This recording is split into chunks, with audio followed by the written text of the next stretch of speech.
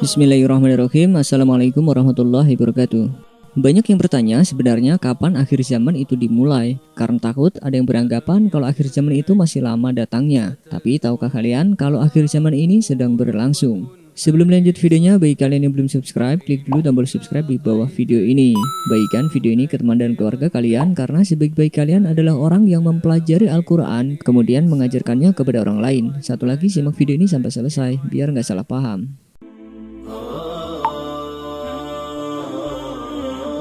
Ada sebuah hadis yang harus diketahui umat Islam tentang akhir zaman. Dari Nu'man bin Bashir dari Hudzaifah bin Al-Yaman radhiyallahu anhu berkata, Rasulullah shallallahu alaihi wasallam bersabda, masa kenabian itu berada di tengah-tengah kalian, adanya atas kehendak Allah, kemudian Allah mengangkatnya apabila Dia menghendaki untuk mengangkatnya. Selanjutnya adalah masa khilafah yang mengikuti jejak kenabian atau khilafah a'la minhaj an-nubuwah, adanya atas kehendak Allah. Kemudian Allah mengangkatnya apabila Dia menghendaki untuk mengangkatnya. Selanjutnya masa kerajaan yang menggigit atau mulkan adon, adanya atas kehendak Allah, kemudian Allah mengangkatnya apabila Dia menghendaki untuk mengangkatnya. Setelah itu masa kerajaan yang sombong atau mulkan jabarian, adanya atas kehendak Allah, kemudian Allah mengangkatnya apabila Dia menghendaki untuk mengangkatnya. Selanjutnya adalah masa khilafah yang mengikuti jejak kenabian atau khilafah a'la minhaj an-nubuwah. Kemudian beliau Shallallahu alaihi wasallam diam. Hadis riwayat Ahmad yang disahihkan oleh Syekh Al-Albani.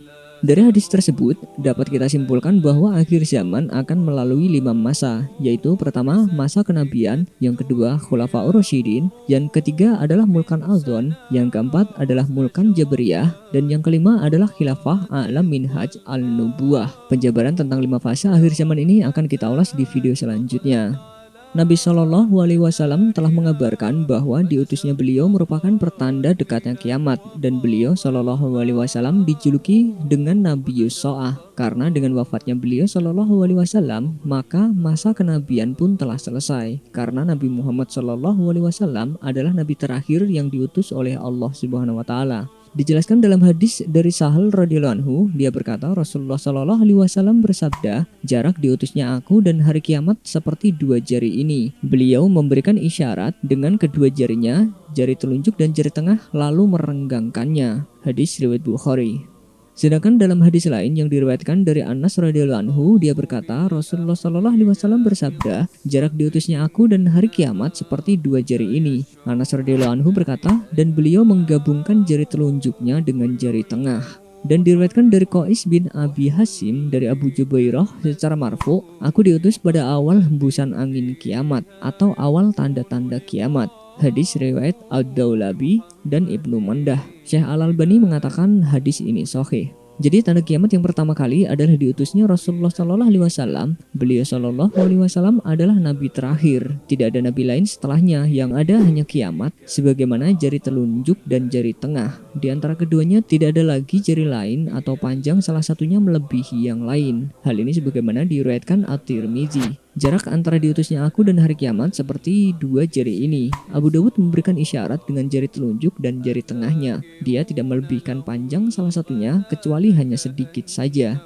Dan di dalam riwayat Muslim, Syu'bah berkata, aku mendengar Qatadah berkata di dalam kisah-kisahnya, bagaikan kelebihan panjang salah satunya atas yang lain. Aku tidak tahu apakah beliau menyebutkan dari Anas atau Qatadah yang mengatakannya. Al-Qurtubi rahimahullah berkata, tanda kiamat yang pertama adalah diutusnya Nabi Shallallahu alaihi wasallam, karena beliau adalah nabi akhir zaman dan beliau telah diutus sementara tidak ada lagi nabi di antara beliau dan hari kiamat. Allah Ta'ala berfirman, Muhammad itu sekali-kali bukanlah bapak dari seorang laki-laki di antara kamu, tetapi dia adalah Rasulullah dan penutup nabi-nabi. Quran Surat Al-Ahzab ayat 40. Di antara tanda-tanda kiamat yang lain adalah wafatnya Nabi Shallallahu alaihi wasallam. Dijelaskan dalam hadis Auf bin Malik radhiyallahu anhu, dia berkata Rasulullah Shallallahu alaihi wasallam bersabda, ingatlah wahai Auf, ada 6 tanda sebelum datangnya hari kiamat, yaitu kematianku. Hadis riwayat Al-Bukhari. Wallahu a'lam bishawab. Wassalamualaikum warahmatullahi wabarakatuh. Sebelum beranjak dari video ini, mungkin video sebelumnya juga menarik untuk dilihat nih. Seperti yang kita ketahui, Albert Einstein merupakan ilmuwan fisika paling terkemuka di dunia. Tapi tak banyak yang tahu bahwa Albert Einstein menganggap Nabi Muhammad SAW sosok yang paling berpengaruh untuk hidup maupun sejumlah teori fisikanya.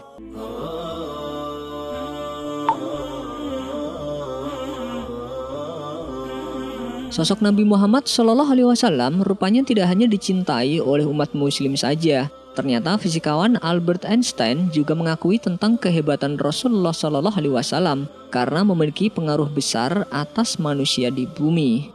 Bahkan dalam buku The Great Story of Muhammad yang dikutip dari merdeka.com, Einstein sempat mengatakan bahwa ia menganggap Nabi Muhammad SAW mampu menjauhkan orang-orang Yahudi yang bermaksud menjatuhkan Islam.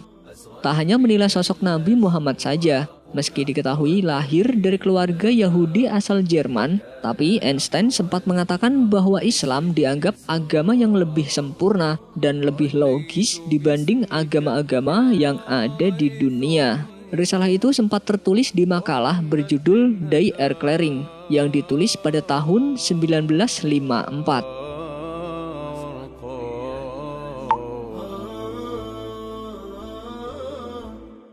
Menurut pengakuan Albert Einstein, hadis Nabi Muhammad SAW juga seringkali menjadi referensi dirinya dalam membuat sejumlah teori fisika yang hingga saat ini masih digunakan. Sebut saja teori relativitasnya. Salah satu hadis yang menjadi acuan Einstein saat itu adalah yang diriwayatkan oleh Allamah Majlisi tentang perjalanan Mi'raj jasmani Rasulullah SAW. Ketika terangkat dari tanah, pakaian atau kaki Muhammad SAW menyentuh sebuah bejana berisi air yang menyebabkan air tumpah. Setelah kembali dari Mi'raj jasmani dan melalui berbagai zaman, beliau melihat air masih dalam keadaan tumpah di atas tanah. Hadis riwayat Allamah Majlisi. Einstein melihat hadis ini sebagai khasanah keilmuan yang mahal harganya, karena menjelaskan kemampuan keilmuan para imam Syiah dalam relativitas waktu. Menurut Einstein, formula matematika kebangkitan jasmani berbanding terbalik dengan formula terkenal relativitas materi dan energi. Artinya, sekalipun badan kita berubah menjadi energi, ia dapat kembali berwujud semula atau hidup kembali.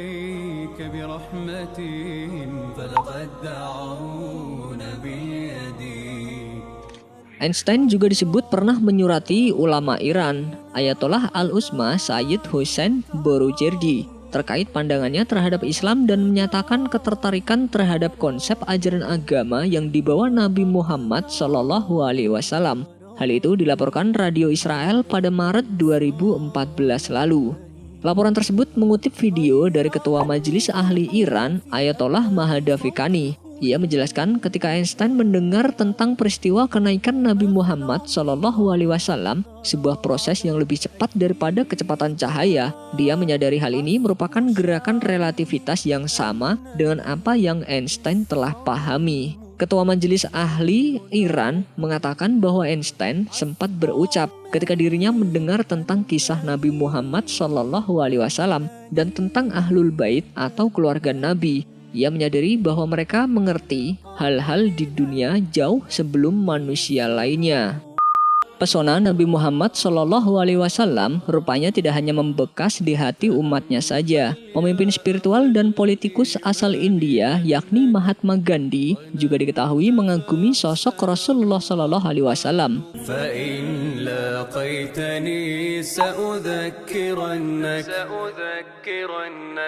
Mahatma Gandhi dikenal sebagai aktivis gerakan kemerdekaan India dan pejuang kemanusiaan yang begitu bertekad kuat untuk memperjuangkan nasib rakyatnya yang pada saat itu masih diinjak kolonialisme. Dalam kegiatan perjuangannya membela masyarakat India, Mahatma Gandhi dikenal sosok aktivis yang menjauhi pertikaian sesama saudara sebangsa. Bahkan lebih dari itu, ia mencintai persaudaraan. Sebab ia menyadari betul bahwa kekerasan hanya akan menghasilkan kekerasan lain. Rupanya prinsip yang dipegang oleh Mahatma Gandhi ini terinspirasi dari perilaku Nabi Muhammad Shallallahu Alaihi Wasallam. Bahkan ia pernah berkata dalam suatu kesempatan bahwa Islam yang disebarkan oleh Nabi Muhammad Shallallahu Alaihi Wasallam bukanlah pedang, melainkan cinta. Berbekal cintanya, Nabi Muhammad Shallallahu Alaihi Wasallam bisa menaklukkan seluruh manusia dan alam semesta.